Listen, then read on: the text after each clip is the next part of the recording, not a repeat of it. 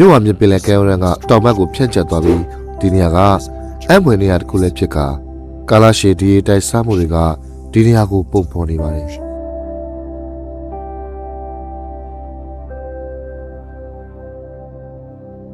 ဒီမှာတော့တဲတောင်များပုံမှန်လိုပေါ်ထွက်လာနေကြဖြစ်ပါတယ်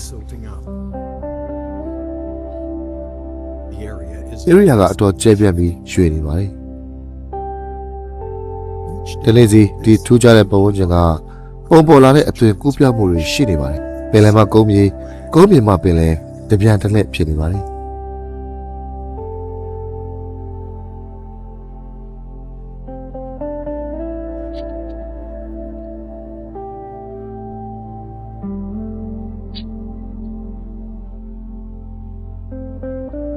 ပြောင်များလာဆိုတော့အသက်ဖြစ်တည်မှုတွေကဒီမှာဖြစ်ပေါ်နေပါတယ်တခုချင်းစီကဒီရောက်ဆုံးအတွင်းကအစိတ်အပိုင်းတွေပဲဖြစ်ပါတယ်သူတို့ကအတူလာပြီးကွဲပြားသွားကြသူတို့ရဲ့ချစ်ချင်းနဲ့မျှော်လင့်ခြင်းတွေကအယောင်စုံတဲ့ဂေယစနစ်တစ်ခုကိုဖန်တီးနေတာပဲဖြစ်ပါတယ်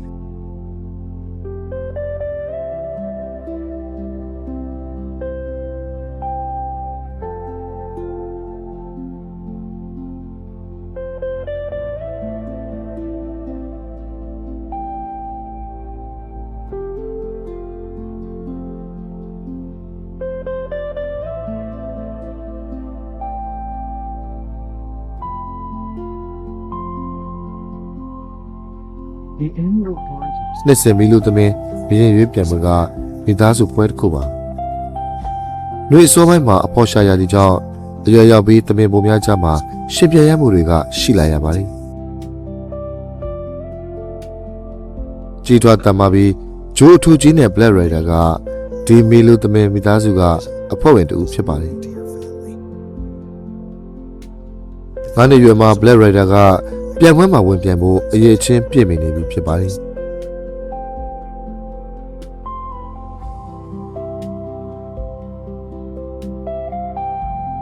ဒီဒေသရဲ့မြောက်ပိုင်းကတော့မီလူသမင်များအဓိကချက်စားရဖြစ်ပါတယ်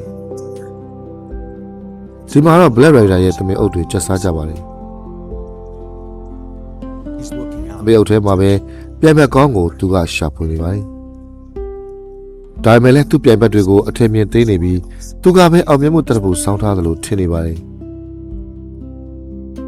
တမန်မတို့ရဲ့ရနံ့ကလေထဲမှာပြည့်နေပါတယ်Black Rider ရဲ့အတန်ပြုတ်မှုကိုလည်းတမန်မတွေကစိတ်ဝင်စားသလိုတုံ့ပြန်ပြီးလဲအတန်မပြုတ်ကြပါဘူး Remain uninterested.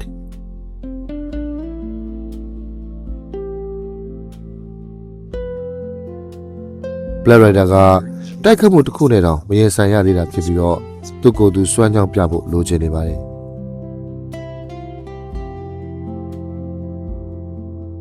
သူ့ရဲ့ပြည်စုံတဲ့ဂျိုတစ်တွေကအင်အားကြီးတဲ့လက်နက်တစ်ခုဖြစ်သလိုအမြင့်ဆုံးသောအစင်တန်စာလည်းဖြစ်ပါတယ်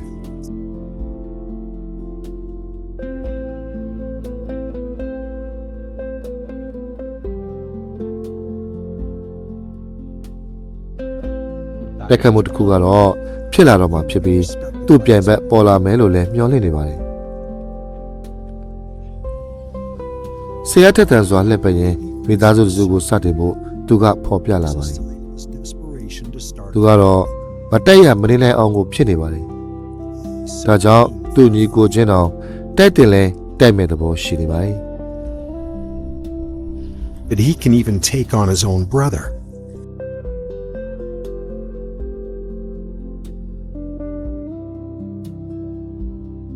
Suddenly, the sound of ရုတ်တရက်အကြောင်းမပွဲထတိုက်ခိုက်လိုက်ကြတဲ့အတန်တွေက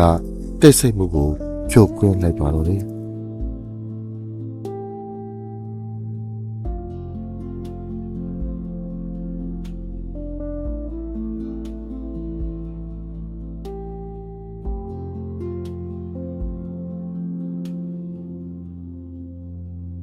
အစမှရင်စိုးနေပါပြီ Black Rider ကတောင်ကုန်းပေါ်ကိုစုပ်သွားပါတယ်ညီကိုတွေကအသေးသေးဆုတ်ခွာဖို့ဆုံးဖြတ်လိုက်ကြပါတယ်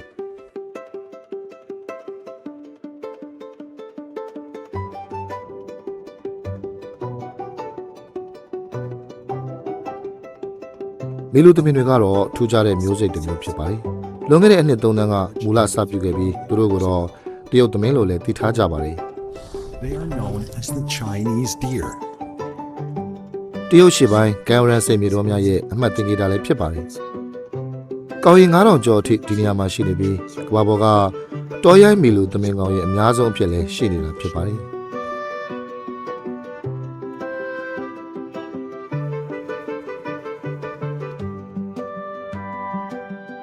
ဒီကဂုံယူပွဲဧည့်သည်များကြားကြိုးကြနေတွေကတော့အသက်ရှင်မှုနဲ့ကံကောင်းမှုရဲ့သင်္ကေတလည်းဖြစ်ပါတယ် Symbol of longevity and good fortune. ဒီစီသာကြောင်းတဲ့ငှက်တွေကသွားပေါ်ခြင်းပြောင်းလဲမှုကိုအာယုံခံသိရှိကြပါတယ်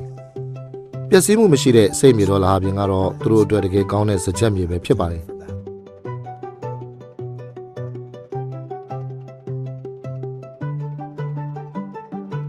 ဒီငှက်မောင်နှံကတော့ဒီကနေကီလိုမီတာ2000ကျော်ဝေးတဲ့အရှိမြောက်စောင်းနံလွင်ပြင်ကနေမှရောက်လာတာဖြစ်ပါတယ်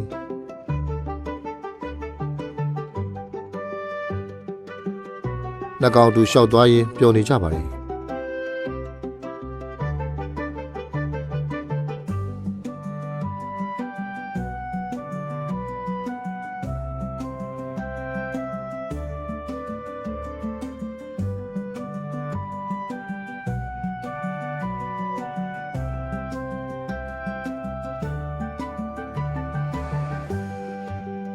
နှွေဦးရောက်လာတာနဲ့ရာသီဥတုကပို့ပြီးနှွေးထွေးလာပါတယ်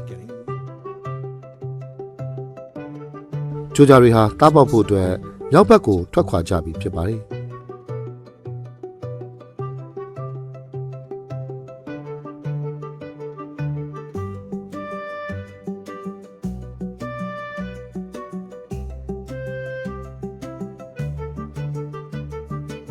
မလာကနေမီလာအထိတော့မေလူသမင်မတွေအတွက်အလုတ်ရှုပ်ဆုံးရသည်ဖြစ်ပါတယ် The female Milu deer.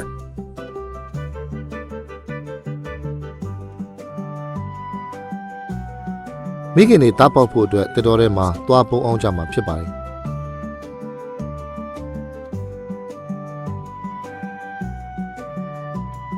ရပောင်း290ကြားဈေးလွယ်ပြီးတဲ့နောက် Black Rider ပေါက်လေးကဒီကဘာကိုရောက်လာပါတယ် The little black rider has come to this world.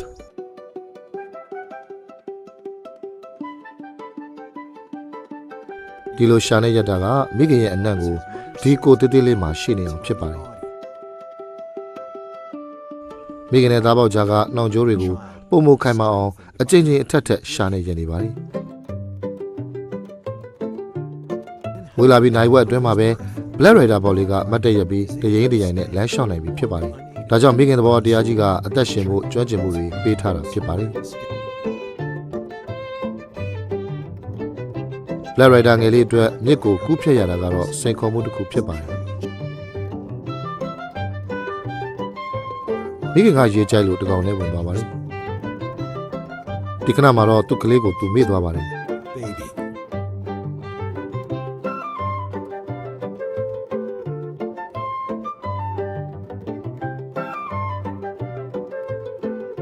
ကွန်ပေါက်ဖို့အတွက်နောက်ခြေတွေကကောင်းကောင်းမဖွံ့မျိုးသေးတာကြောင့်စားပေါက်ကကဘာကိုမချော်နိုင်သေးပါဘူးသူအကျက်ရိုက်နေပါတယ်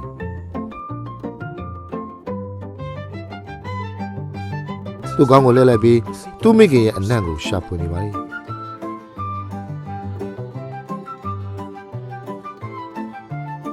မိသွားတဲ့အမေကပြန်ခေါ်ဖို့အတွက်ကိုသူ့ကလေးကိုသူပြန်မှတ်မိဖို့မလွယ်ဖြစ်နေပါတယ်ဒီခါ Black Rider လေးကသူ့ဟာသူပဲကြံရစ်ခဲ့ရရှာပါတယ်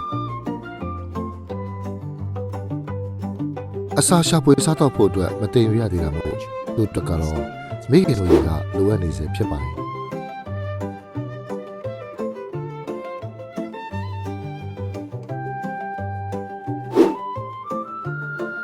အရေးတည်းနဲ့သူချင်းကပ်သွားပါတယ်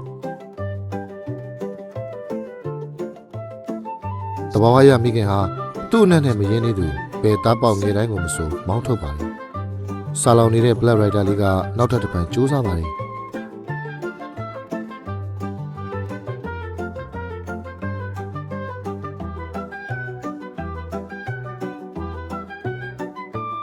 သူ့ရဲ့အဖော်ငယ်လေးကသူ့ကိုလက်ခံလိုက်ပါတယ် ဒီလိုပဲမီလူသမင်မကြီးကလည်းလက်ခံလိုက်ပါတယ်သူမိခင်နဲ့နောက်ထပ်တစ်ဖန်ကွဲမသွားအောင်တော့သူဂယူးဆက်ရပါလိမ့်မယ်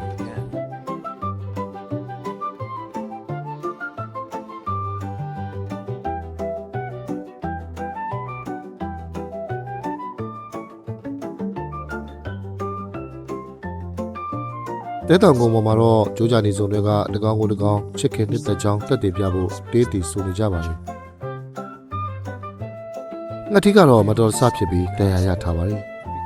ဒါကြောင့်မဲ့သူတို့ဟာမြောက်ပိုင်းကတားပေါက်ရမြေစီကိုပြန်တန်းကြမဲ့ခီးကိုပယ်ဖြတ်လိုက်ကြရပါလေတစ္ဆာရှိတဲ့ငှက်မောင်နှံကအခုတော့အရှေ့ပိုင်းကံရန်စစ်မြေတို့ကဒေသခံတွေဖြစ်နေပါပြီ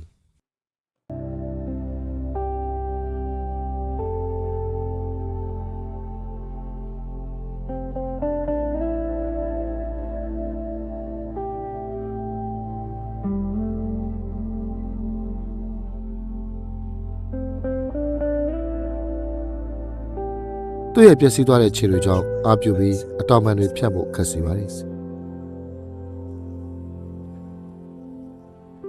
သူ့အတွက်လမ်းလျှောက်ရတာတော့အတော်ခက်နေရပါတယ်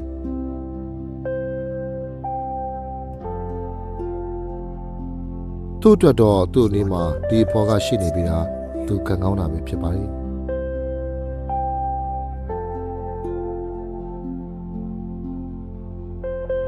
ငါမအတွက်တော့အဖော်နဲ့ဆက်ခီးသွားနိုင်ဖို့ကသူ့ကိုတက်တီတွေပေးနိုင်ဖို့ပဲဖြစ်ပါတယ်ငါမောင်နှံဟာသူတို့စောင်းကုန်မဲ့ဒီနေရာမှာပဲသူတို့ရဲ့တားပေါက်ကိုပြုစုပြောထောင်ဖို့ဆုံးဖြတ်လိုက်ကြပါတယ်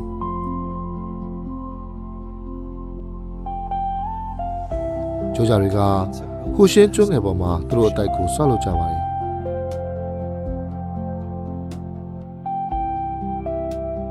အမွေရှိတိုင်းအဖြူရောင်ငှက်ကြများချစ်ရှိရှိနဲ့ရင်ညောင်းကောင်ငှက်များကတော့ဒီမှာပုံမှန်လာရောက်တက်ကြတဲ့ငှက်တွေဖြစ်ပါတယ်လာရောက်နေတဲ့သူတွေကအေးဆေးတည်ငြိမ်ကြပြီးညှတာပြီးလဲနေတဲ့ကြပါတယ်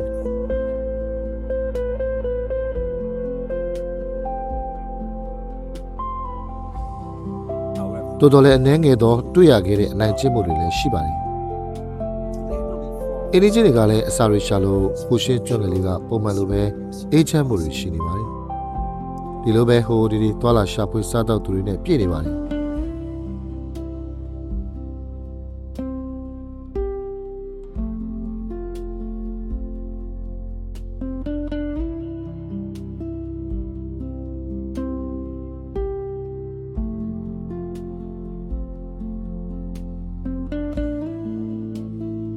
စားတော့ပြီးတဲ့နောက်ဂျိုးဂျာတီကအတိုက်စီကိုပြန်လာပြီးသူ့အဖော်အကြောင်းတွေးနေပါတယ် of his mate.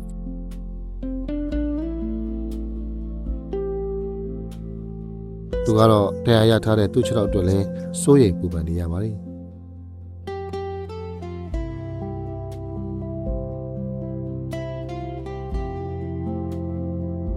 ကျုံမတက်ဖို့စူးစမ်းပေမဲ့အချင်းကြီးပဲဖြစ်ပါတယ်ဒါလည်းပဲအဆင်ပြေအောင်လှက်ပတ်သွားနေရပါလိမ့်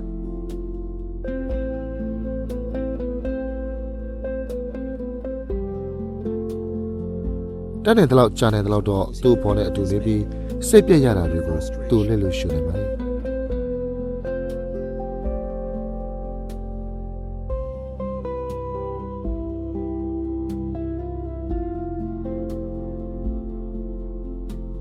မ့်နေညအတော်ကြာအောင်စောင့်ခဲ့ရပြီးတဲ့နောက်သူတို့ရဲ့တားပေါက်တွေအောင်မြင်စွာဥက္ကုံထဲကထွက်လာမှကိုစောင့်မျှော်နေကြပါလိမ့်တားပေါက်တွေကပဲသူတို့ရဲ့မျှော်လင့်ချက်တွေကိုယူဆောင်လာပေးမှဖြစ်ပြီးဒါမှလည်းဟိုးဝေးကနေရင်ရက်စီကိုတစ်ချိန်မှာအတူပြန်သွားနိုင်ကြမှာဖြစ်ပါလိမ့်